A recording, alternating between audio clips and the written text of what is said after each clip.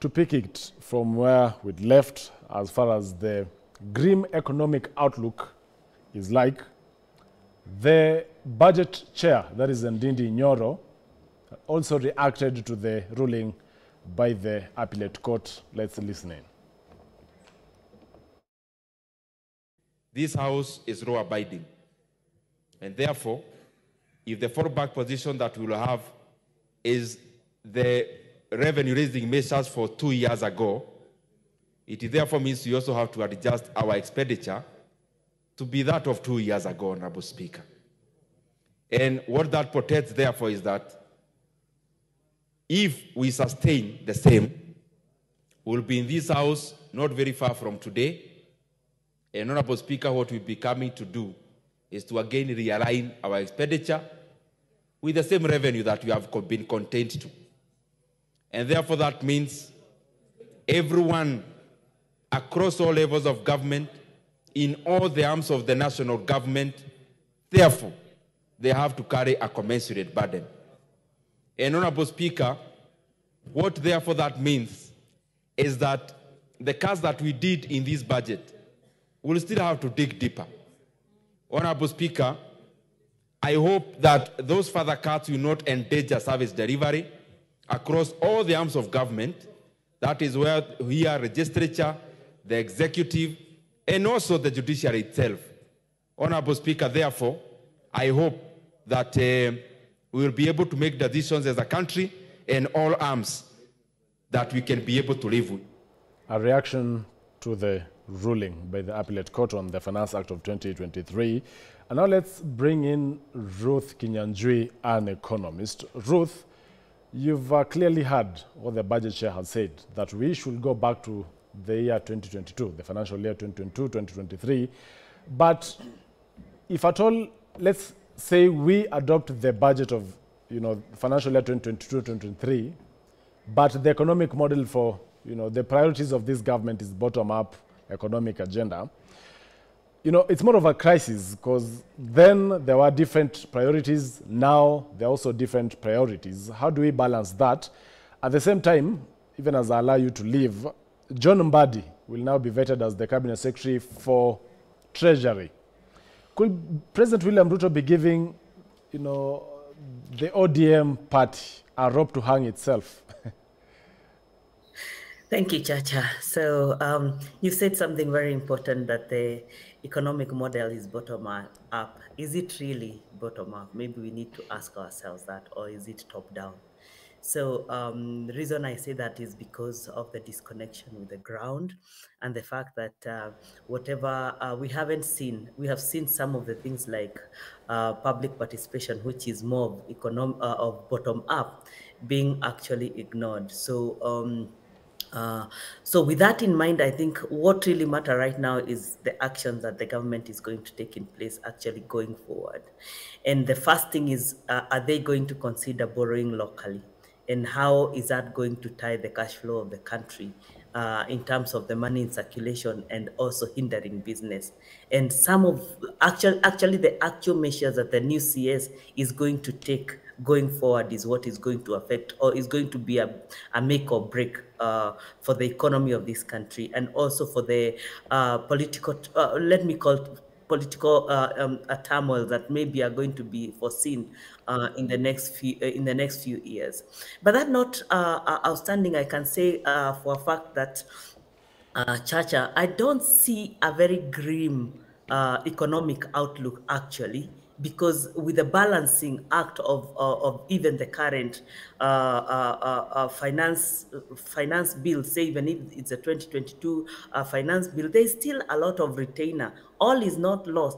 The only thing is that, as said earlier, is that the development funding is going to be not to be too much, and also we also need to see a bit of goodwill from the government, from a fact of the fact that for the many years that the government has operated and changed over the years, there has not been any cost-cutting measures that have been seen, and that shows that the government is not committed to really getting itself out of this mess. So if it's that bad, then we need to also see radical measures that the government is taking to ensure that it's taking care of the economy.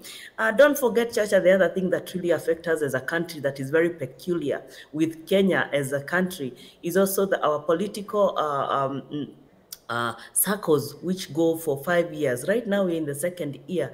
By the time we are finishing next year, the political steam will be gearing, and everyone will be ready to go to the next election, and we'll not be talking what we are talking. So this is a year for the president to make a turnaround.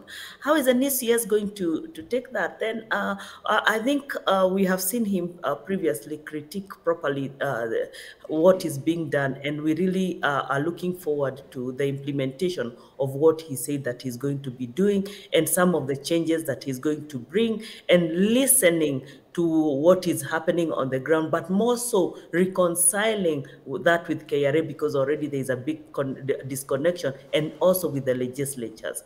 If we can see that reconciliation, I don't actually even foresee any problem with the judiciary, because judiciary is just doing its work. So the decisions that are going to be taken are going forward in terms of funding the government, and how the implication and the implementation of the things that are already been put on the ground, and also changes that are going to be made. Those are the ones that are going to guide us as a country. But I do not see Kenya going to a really grim position, because Kenya is a really resilient economy, and private sector is vibrant, and there's so much going on in terms of, if you look, for example, even at the stability of the shilling, you can tell the market, the forces of demand and supply are really working to bring such an equilibrium. As much as we feel the shilling is still really under or overpriced, or overpriced, but still there's a bit of stability in the forces of market, forces of demand and supply in the market. So bringing a bit of equilibrium, and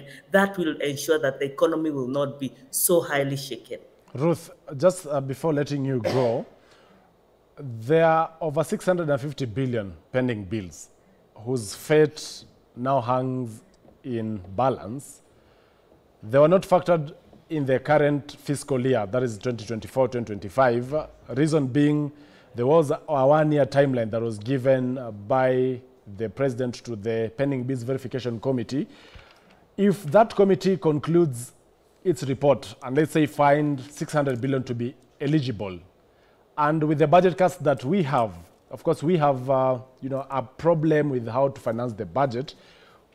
Factoring in the Finance Bill 2024 is not there, and now the Finance Act of 2023 has been scrapped off or has been declared unconstitutional. Then what is the fate of those particular pending bills? Are we going to experience liquidity challenges in the country? Thank you, Chacha. First, there is already a big dilemma in the current pending bills. Why? Because the same pending bills are bringing such a liquidity issue even with the banks. If you look at the current pending bills, almost more or less the same amount with non-performing loans in the financial institutions. That is one of the major things.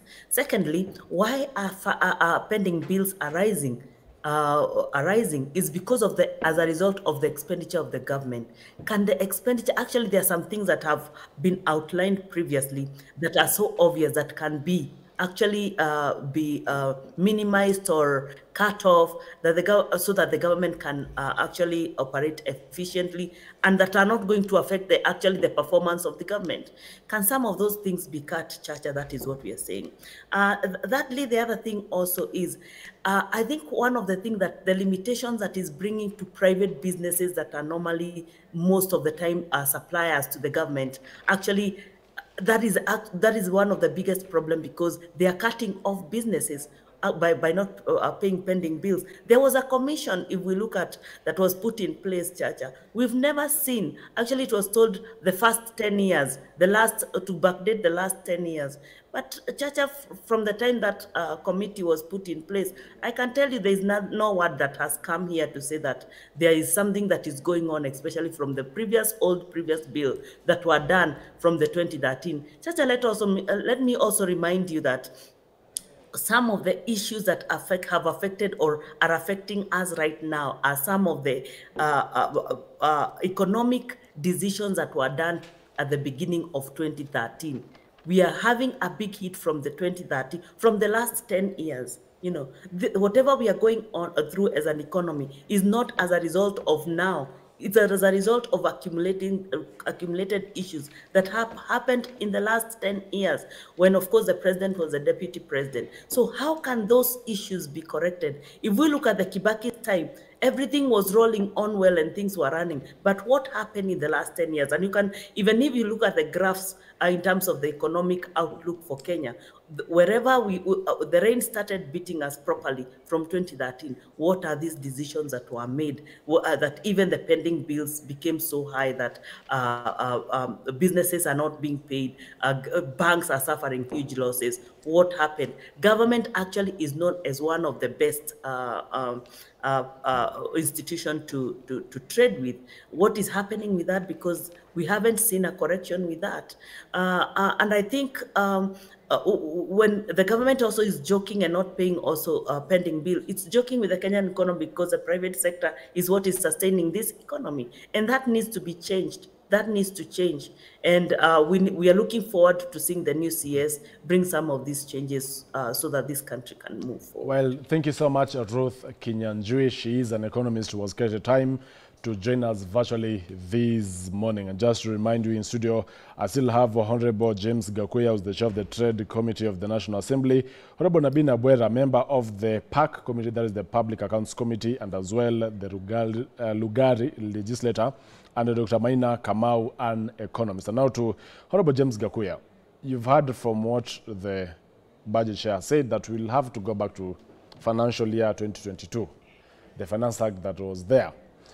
You know, interestingly then, because we were almost to the August 9th, 2022 general election, the deputy president will castigate the former president Uhuru Kenyatta for raising taxes. Can you imagine a situation where, if at all there was no that Finance Act of 2022, where the president, you know, the current president, William Ruto, will find himself, and just going with the Swahili proverb that usimtukane mkunga ingali uzazi ungalipo. Can you imagine the situation that we'll have found ourselves in?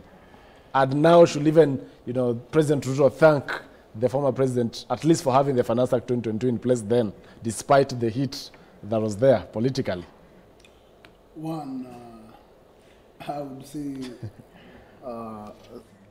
due to the situation we are in, the current government should appreciate that there was such a finance bill, because there is a fallback. Otherwise, if there was no such a bill, then we could find ourselves on a total limbo. But I want also to appreciate the words of wisdom that has been spoken by the budget chairperson. I think that's the direction which is, and that's the reality. And it is important to prepare Kenyans for reality, because the implication of that verdict yesterday, that is what it directs. That you cannot purport to use Finance Act 2023, and already the 2024 is dead. So you fall back to the 2022-2023, and that's the reality. And in this situation, we have no choice. We have only two choices. Either we borrow more, or we we cut our cost. And I don't see us cutting salaries. So where we go, we need to shelve some of our projects that are not urgent, so that you deal with what you think that has to be done, and that is the route we go. Number two, if the system is good enough for the taxpayers, they should totally focus on wastage, so that they see those gaps and make sure that there is no single shillings that is moving to waste. Otherwise, austerity measures will strip the whole economic situation. And as I already, we have no option. Our option is only to either we borrow more, or because of now, any other taxes that you may bring it will come up with another finance bill. So as of now, no more tax. Dr. Kamau, supplementary budget is before the National Assembly. Unfortunately, it's coming less than a month after a new financial year commenced. The fiscal deficit, with now the Finance Act of 2023 not being in place, is crossing a trillion mark. Then there is a balance that could be struck here. Either cutting down, of course, the budget by, let's say, 215 billion in its entirety, or alternatively borrowing. However, we have laws that guide us on how to borrow. That is, we borrow 55% plus or minus 5 of our GDP as a benchmark. Already we are at a debt distress. Moody's has downgraded us. How should we navigate this? Thank you very much, Chacha. Actually, I would say we don't have a borrowing law because you remember we used to have a debt ceiling. And the last time we had a debt ceiling was at 10 trillion. So you are saying for us to borrow more, we need to expand that debt ceiling. But the National Assembly actually removed that and came up with another law that anchors the present value of the debt to the GDP at 55%. But already as we speak, we are at 70%. So actually that's a distress already. That's a distress already. So now with the issue of the Finance Bill 2024 being dropped and now 2023 being dropped, we are likely now to borrow more. And for us to borrow more, the amount that we can borrow externally is almost cast in stones. Because the IMF, we don't just decide to go today to IMF and ask them to give us money. The program that we have with IMF today actually started in 2021, and they agreed to give us 3.6 billion USD, but it was going to be phased out. So in 2021, we were given 1 billion USD by IMF, and we are told for us to be given the next phase by IMF, we needed to fulfill some conditions. And these conditions were the changes that we are seeing in Finance Act 2023 and Finance Act 2024, which actually has been now has been dropped. So the amount of money that we were anticipating to get from IMF, it is not likely to be forthcoming. And it was 1 billion. It was supposed to have hit the consolidated fund account by July this year, which did not happen. If it is World Bank, we cannot go and tell them, give us more money. There is a structured way that they lend to us. If it is bilateral debt, what we get from Japan, from China, from US, again, it is structured. So the only way we can be able to raise more income for the government is through domestic borrowing. And as it is right now, it is very unfortunate that the government has invaded so much the domestic borrowing, and the private sector has been crowded out. Businesses and SMEs are struggling to actually get financing from the local banks because the government, because they find it a bit easier and more reasonable, less lucrative and less riskier to lend to the government at a rate of 18% as opposed to lending to an individual like me whose source of income is not very stable. So we are seeing the government, private sector actually struggling a lot. And you had mentioned about the issue of the pending bills. And why actually, I'll be coming back to that. Yes. Honorable Nabina Bwera, will you advise John Mbadi not to take the Treasury slot? Could it be President William Ruto giving those who critiqued his government fiercely a rope to hang themselves? Because how does he navigate through this? And I remember the CSS were there then. It took over a year for them to climatize with the ministries. It's just around 2.5 years now, 3 years to the next general election. Is this sufficient time for John Mbadi to, work in that docket and, bring results? And others are arguing, could we have Oparanya rather in that docket and not John Mbadi? I will start with the last question. I'm not the appointing authority, number one. I've just lost Mbadi as my park chairman. and also my ODM party chairman. What do I know of Mbadi? Very rational, very competent, very professional, very exposed. And maybe what the president may have wanted to achieve with Mbadi, I have not spoken to the president on this, or Mbadi on this. We've spoken with Mbadi elaborately about what we expect as a people. But I'm thinking Mbadi, having been chairman of PAC not only once, for a very long period, and having been a leader in the House, the president may have wanted to achieve two things. One, other than enjoying the professional expertise, the rich experience of Mbadi, that he may have wanted also to enjoy a person who enjoys the legitimacy of the House. Kaguya will tell you, Mbadi gets on easily with anybody. And maybe he would be the person to look at the market, look at the population, and come back to the persuade the House that maybe this is the direction we need to go, building on his professional advice. My governor, former governor, is equally very competent on matters managing finance. You can see how he managed Kakamega County. But then the politics of the time play. As to whether Mbadi should take the position or not, we are beyond that. He has already taken up that. Maybe you should have asked me, if you were Mbadi, would you take up the position? And my answer would have been no, based on other reasons. But again, could it be the interest that is there? Yes, one of them. You know me, I spoke to quite a number of ministers who have left. Some have come back.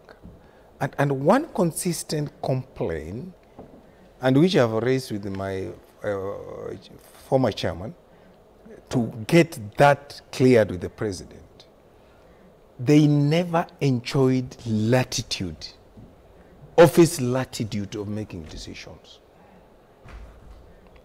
I hope you understand what I mean. And that would have been my... So they are not independent. Yes, that would mean... And one argued that the president advises his advisors. Exactly. One of the... Yes. and that is one of the problems I would have, even on the floor of the House. If I was the one on the vetting committee, one of the persons I will have a lot of problems with is the former Attorney General. All the laws during his time have been vacated by the courts. Are you competent? Those are the questions. And you will understand where I'm coming from. That I've been advising you, and all the things we get through, assumably advising you in courts. And all the laws which should have, you are the chief legal advisor. The courts throw them, including the quagmire we are discussing about the 2023 Finance Act. That would have been my main reason of not picking. And secondly, I have a problem with what we presented to the public as bottom-up, and it's not bottom-up. For God's sake. I have my own issue about that. And that would have been my reason. How are we going to retwig the model so that it is friendly, it's achievable, it's easily achieved? You have heard the story, Kaguya has told you, that actually less than 50% of money meant for projects has gone out. So how will you achieve it? How will you achieve it? I am in the education committee. All the Kenya Impact, a very noble idea. And this is my issue. Embarked on ensuring that we go TVET. Umami, That is what changed Singapore. That's what changed Malaysia. That's what changed China. That's what India thrives on. But we have 52 constituencies that do not have TVETs. So even the 14 that we budgeted for, no single coin left. Now, you have a very noble idea, which is supposed to be addressing Gen Z. Gen Z are complaining, and we are not able to fit into their suit. Then there's an issue of how we translate the model into real life. The second one that sends a whole issue. What would power this economy? And that's why I've had issues with the model. For me, the major investment that changes the paradigm shift is investment in education. You know, people look at education as a social investment. By the way, education should be seen in the prism of development. I can tell you, the moment you open up scale on skill, thinking, innovation, and creativity, you are developing a nation. Okay? Well, Kakuya and I come from constituencies. He will tell you, right now, our phones are impossible with students who want to go to university and they can't get to go to university. They don't have the money to go to university, right? Well, and if then the model is right, we shouldn't be having this problem. We shouldn't be having this problem. and now to Honorable Gakuya.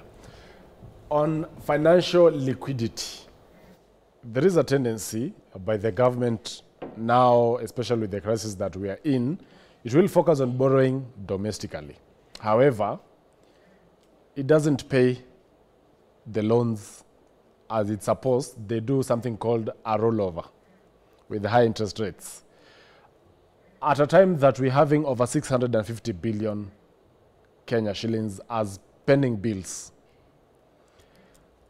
with now the Finance Act of 2023 not there, the Finance Bill 2024 withdrawn, what is the fate of these business persons that are banking of perhaps this money after the pending bills verification committee will declare them either eligible or ineligible, especially eligible, that they will get their money?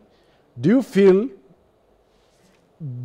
anytime soon that will come to light, or they might have to wait longer, and of course the implication it has to businesses in this country?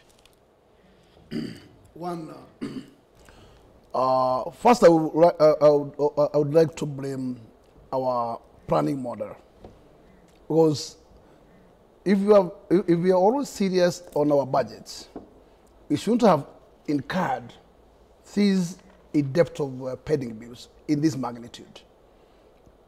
Number two, consider most of these pending bills are pending bills that are services delivered by local investors. So what are you doing? By keeping their resources, it means you are making them poorer. So you are making your country more poorer, because those local investors cannot be able to maneuver their business any longer. You have kept their money, and you don't care at what time they are going to get their money.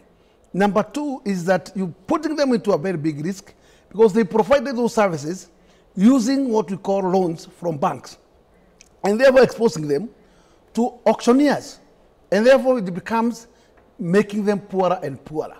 In this case, I want to say, unless we change our model of budgeting so that we can sort ourselves, that we can only be able to start and commence projects that we are sure that these projects we are able to fund to the completion, so that we can escape the element of litigations.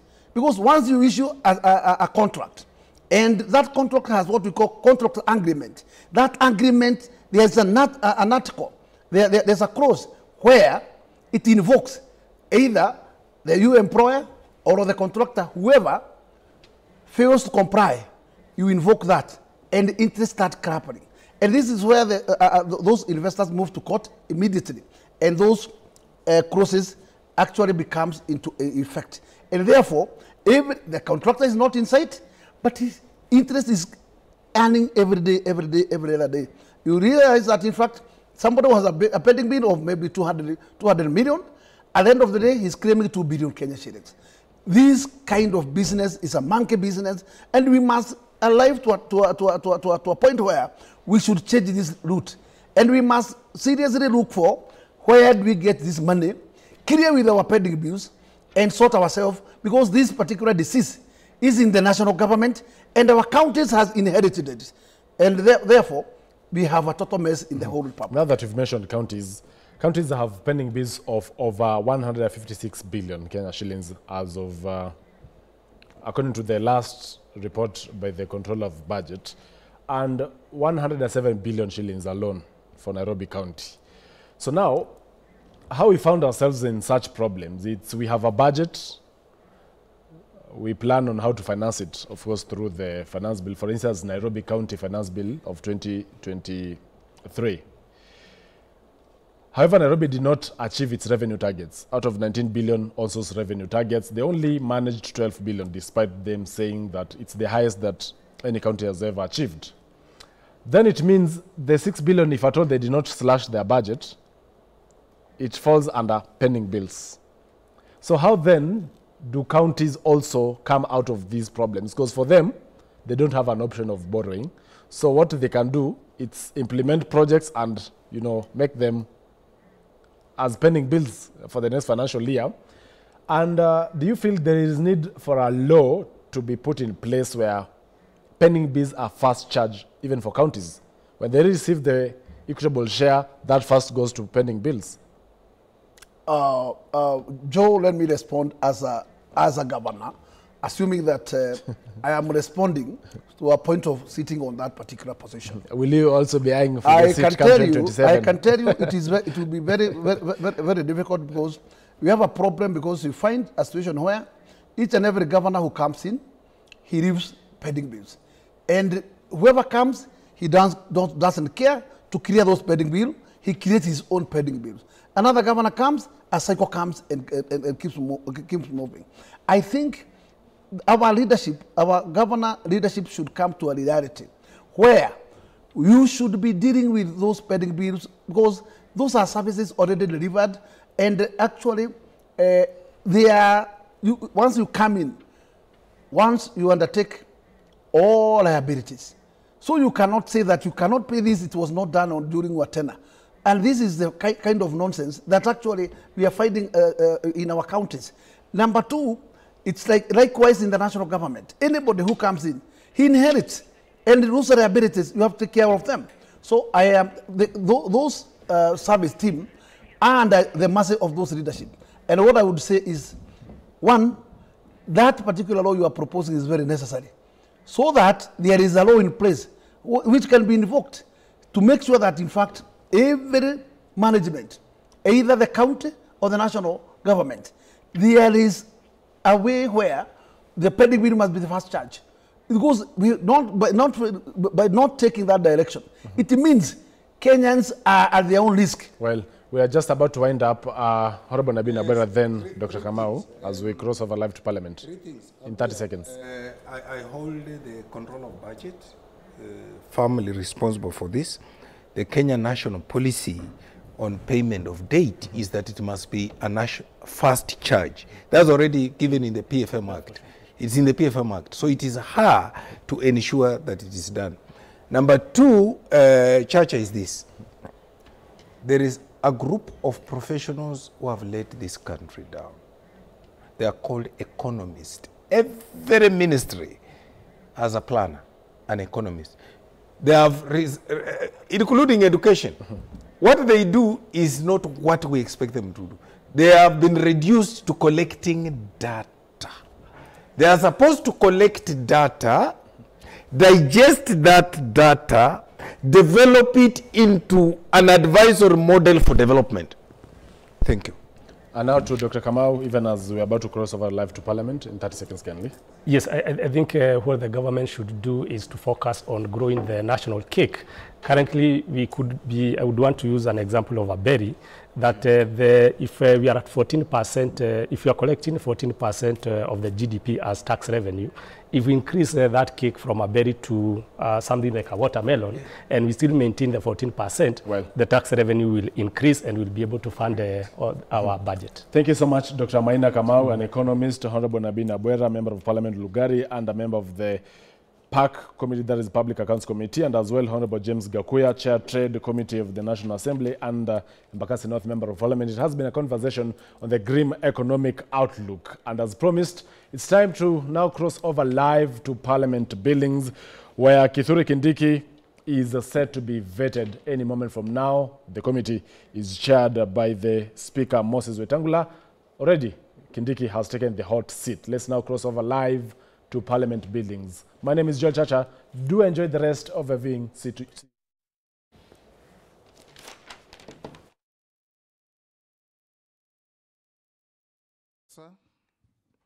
this is the second time this committee is having an opportunity to have a bite at you.